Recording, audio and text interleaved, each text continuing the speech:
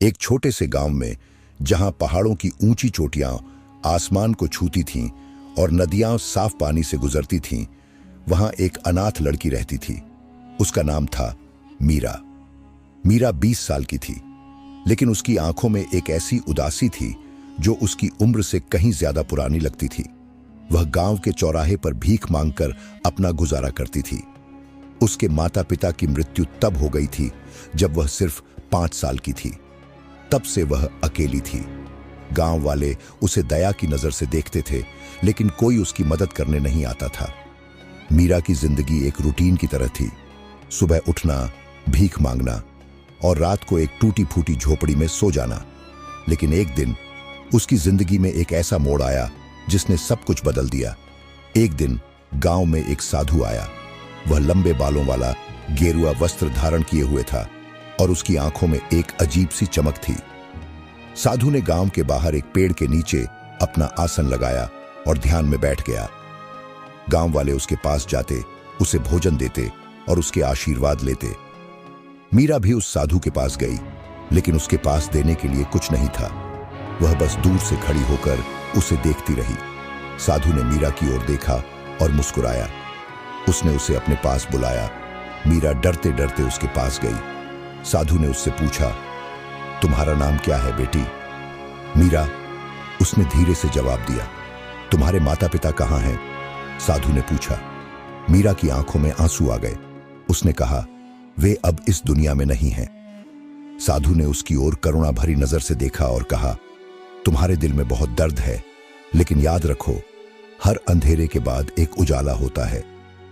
उस दिन के बाद मीरा रोज साधु के पास जाने लगी। वह उसके साथ बैठती, उसकी कहानियां सुनती और धीरे धीरे उसके दिल का बोझ हल्का होने लगा। साधु ने उसे जीवन के गहरे सबक सिखाए और मीरा को लगने लगा कि शायद उसकी जिंदगी में भी कुछ अच्छा हो सकता है।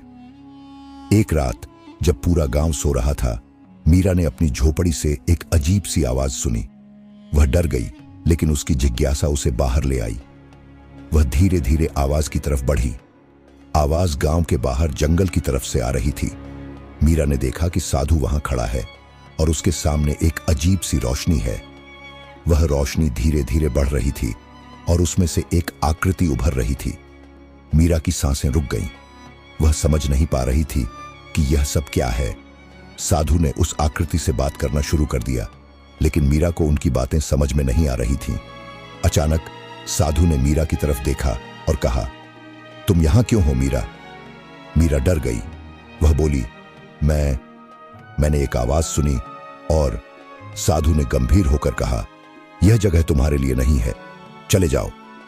मीरा वहां से भाग गई, लेकिन उस रात के बाद उसके मन में कई सवाल उठने लगे। साधु कौन था? वह आकृति क्या थी? और वह रोशनी क्या थी जो उसने देखी थी? दिन बीतते गए और मीरा का साधु के प्रति आकर्षण बढ़ने लगा। वह उसकी बातों में खो जाती, उसकी आंखों में झांकती और उसके साथ बिताए हर पल को संजोती। साधु भी मीरा के प्रति कोमल भावनाएं रखने लगा। वह उसकी मासूमियत और उसके दर्द को समझता था। एक दिन साधु ने मीरा से कहा, मीरा, तुम्हारे दिल में जो दर्द है वह तुम्हें मजबूत बनाता है, लेकिन तुम्हें यह समझना होगा कि प्रेम और भक्ति ही वह शक्ति है जो तुम्हें इस दर्द से मुक्ति दिला सकती है। मीरा ने पूछा, लेकिन प्रेम कैसे मिलता है? मैं तो अकेली हूं। साधु ने मुस्कुराते हुए कहा, प्रेम किसी एक व्यक्ति तक सीमित नहीं होता। यह हर जगह है, पेड़ों में, नदियों में, आसमान में। और अगर तुम चाहो तो तुम्हें मेरा प्रेम भी मिल सकता है। मीरा की आंखों में चमक आ गई। उसने पहली बार महसूस किया कि उसकी जिंदगी में भी प्रेम हो सकता है। लेकिन जल्दी ही मीरा को पता चला कि साधु का जीवन उतना साधारण नहीं है जितना वह समझती थी। एक रात उसने फिर से वही रोशनी देखी और इस बार वह साधु के पीछे पीछे जंगल में चली गई। वहां उसने देखा कि साधु एक गुफा के अंदर जा रहा है। मीरा ने उसका पीछा किया और गुफा के अंदर उसने एक ऐसा दृश्य देखा जिसने उसकी रूह को हिला दिया। गुफा के अंदर एक बड़ा सा मंदिर था और उसमें एक रहस्यमयी मूर्ति थी। साधु उस मूर्ति के सामने बैठा था और उसके चारों ओर वही रोशनी थी जो मीरा ने पहले देखी थी। मीरा ने छिपकर देखा कि साधु ने अपने हाथों से एक अजीब सा यंत्र उठाया और उस यंत्र से एक तेज रोशनी निकली। उस रोशनी में से एक आकृति उभरी और साधु ने उससे बात करना शुरू कर दिया। मीरा को समझ में आ गया कि साधु कोई साधारण साधु नहीं था, वह किसी रहस्यमयी शक्ति से जुड़ा हुआ था। उसने सोचा कि क्या साधु उसके साथ ईमानदार है या क्या उसके पीछे कोई गहरा रहस्य छुपा हुआ है। अगले दिन मीरा ने साधु से सीधे सवाल किया, तुम कौन हो और वह रोशनी क्या थी जो मैंने देखी?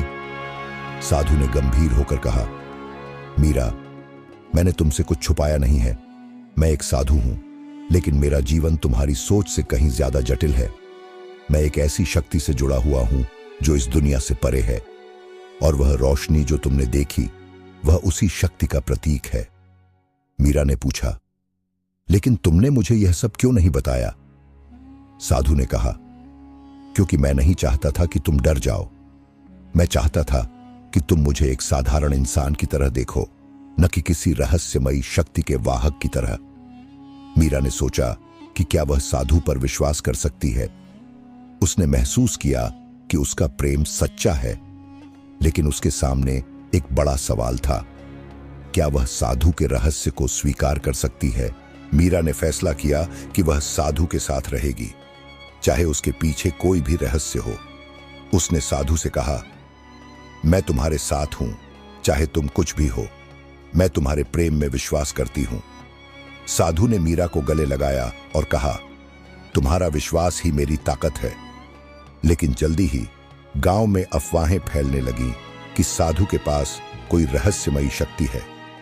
गांव वाले डरने लगे और उन्होंने साधु को गांव छोड़ने के लिए कहा। मीरा ने साधु का साथ दिया और दोनों ने गांव छोड़ दिया। मीरा और साधु ने एक नई जिंदगी शुरू की। वे एक दूसरे के साथ खुश थे और मीरा ने महसूस किया कि उसका दर्द अब उसकी ताकत बन गया है। साधु ने उसे सिखाया कि प्रेम और विश्वास ही वह शक्ति है जो हर दर्द को दूर कर सकती है। लेकिन साधु का रहस्य अभी भी बरकरार था। क्या वह सच में एक साधु था या किसी और शक्ति का वाहक? यह सवाल मीरा के मन में हमेशा रहा, लेकिन उसने इसे स्वीकार कर लिया, क्योंकि उसके लिए साधु का प्रेम ही सब कुछ था।